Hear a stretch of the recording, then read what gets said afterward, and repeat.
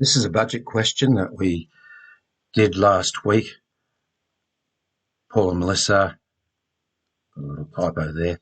Paul and Melissa have got these budget items. They've got the one together, the combined income, and there's all their expenses spread over different time periods. So just got our first and major task is to prepare a monthly budget. So let's put down the income. I'll just get that a bit, something like a heading here. And I'll put the time periods in. I'll drop this down, Control X, Control V, give some more room there on the column. Okay, we've got expenses. We've got a weekly, monthly, and annually or yearly. Right, I'll leave those headings there. They can apply to both income and expenses. Just give them a little bit, make them a bit bigger there. Okay, now let's go through point by point what we've got here. We've got a combined weekly wage of $954, and then we've got expenses. So we've got home repayment. All right, I'm just going to copy some what I prepared earlier. So home repayment 1032, $600. All right, I'll just pause the video here and I'll just bring it. All right, let's have a look at this now. What we got here, we'll go through it. 954 income. So we've got monthlies, 1032, 600. Electricity is $102. Okay, so this is wrong. I don't know why that's there. $102, $66, and $120. Control X, paste it over there for monthly. All right, that's fine. And then we got car maintenance, that's right. Other expenses include insurance annually. Move that over. I think I know what's happened. I've missed out the fortnightly period. So let's go back up again. So we've got insurance annually, food 180 weekly, petrol 48. Yeah, I've missed out petrol. So that's what we do here. Just right click on that row, insert the row, petrol, and let's go over here. And I haven't got a fortnightly in here, so I'm going to grab that. There's nothing else below it that I'm missing. Control X, Control V. I could have inserted a column, but sometimes you're just not sure what's up there above. In this case, I would have been fine to do so because that wouldn't have affected anything. In any case, fortnightly, there it is, 160. I'm going to have to freeze the pane here. I keep losing my data there. So 2160, 1800 annually, food $180 a week, petrol $48 a fortnight. That goes there. Train fares 36 weekly, and they allow $72 for miscellaneous and $84 for holidays. So our first job is to see if we've got a positive balance here, including that savings and miscellaneous. The savings is going to be the first one to drop off, I would suggest. That's another option. Okay, so what do we need to do? Well, that's your income. That's fine there. I'll just put a double underscore there. Sorry, a border top and bottom. Top and that'll do. So that's your income weekly. We've got to do it monthly, I just realized. So to get the monthly, we want to multiply this figure weekly by the 52 and then divided by 12. That gives us our calendar month, right? To get an approximation, there are just about 30.5 days on average in a month. So you could just check this, multiply by 30.5, and you'll get an approximately the same answer. No, you won't. 30, days. Sorry, days. Okay, so I would have to divide that by 7. Okay, so 4156 as opposed to 4134. All right, not a lot of difference. Same thing here. I can just copy this formula down, Control C, Control V, and I'm getting the monthly figures. What I might do, I'm just going to highlight the ones, the material that was given to us,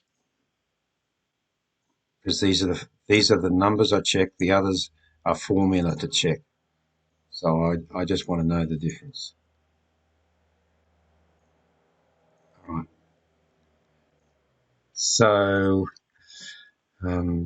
these are fine. They're already monthly here. I'm just going to divide these by 12 to get our calendar month. We can just copy that down. You see how the formula works in a spreadsheet, Excel spreadsheet. It's you're selecting that E14 cell, dividing it by the 12. When you copy it down, it copies down a relative formula. So instead of E14, it goes to E15. So it's actually looking at relative. If you want to anchor something, you have to use a dollar sign. If you're anchoring something on a column, you put a dollar sign in front of the column value. If you want anchoring something on the row, you put a dollar sign in front of the row. Okay, so back here, copy this down. If I come up with something there, by the way, on the screen I don't want, I just press the escape key. Very useful key is the escape key. Fortnightly to monthly, well, I'm going to have to multiply by 26 and then divide by 12.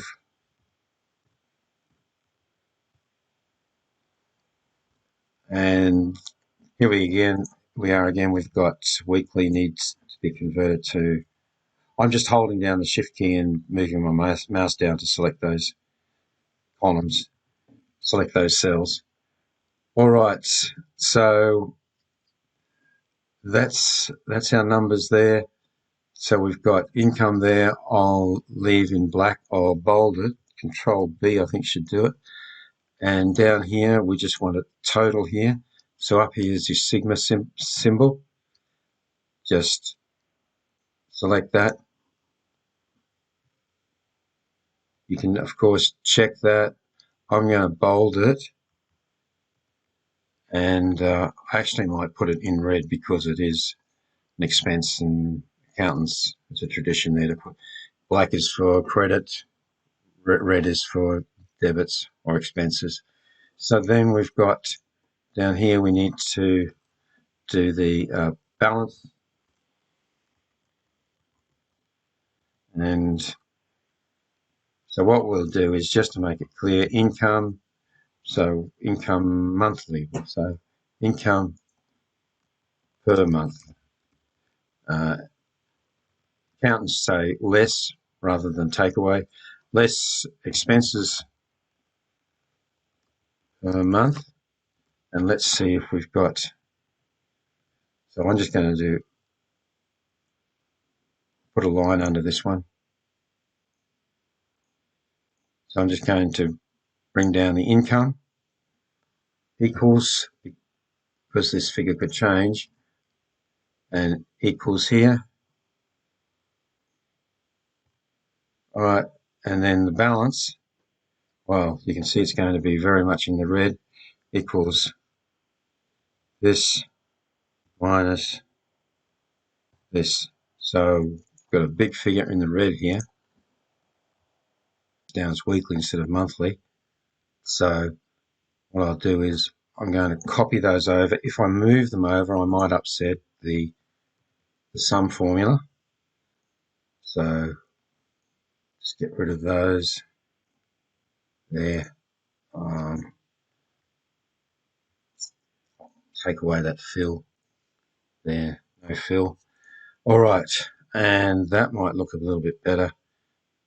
And here you are, you can see now, just pull this screen up a bit to make sure you can see. Close that ribbon. By the way, if you see this, if you wonder where this ribbon is, if you can't see it, just go under View and then hit the pin there, and that'll pin the ribbon up there for you. Okay, so what have we got? 4134 income 3966. So you've got a budget. It should be in the red. This one here, that in the red, and this one should be black because that's positive. Okay, so what we can say here is Lisa and Paul have have a surplus in their monthly budget, and we can say to be confident about meeting their expenses in the near future and their holiday plans, they can put a lot of this. I'm actually just going to merge this, merge these fields, these cells here,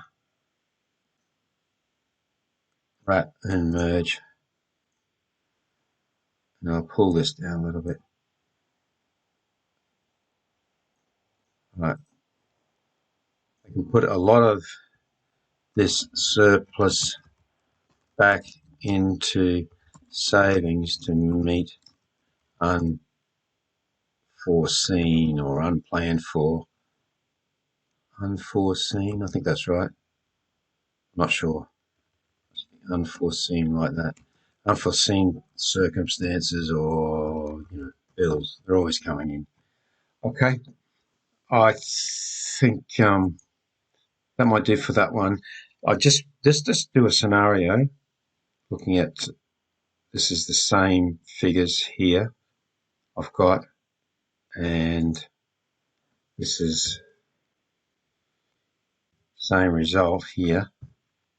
So let's just assume in this one that we don't have a surplus. Let's say we've got a deficit. So let's say they're paying off student loans. So let's put in some student loans. They pay it monthly. I'm not sure. Probably coming out of their pay. So we're assuming their pay comes in monthly. So let's just do it monthly. They'll probably get paid weekly or fortnightly. Anyway, let's put it under here, under just in front of insurance. Insert a line there, and let's call this student loan repayments. And let's say it's $100. What we got? Or let's make it $200 between them. Okay. So now we've got a deficit there. Right. So now we might say Melissa and Paul have a small budget deficit, which can be covered out of their savings allocation.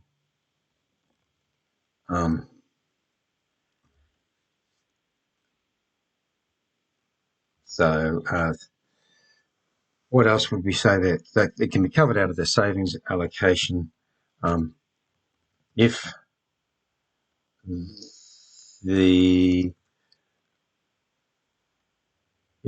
this presents, they've got some from miscellaneous.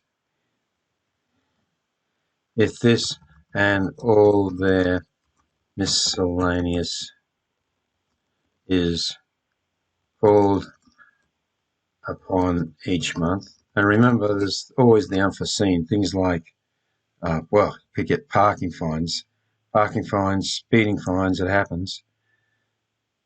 I'm just going to merge these. Merge and wrap.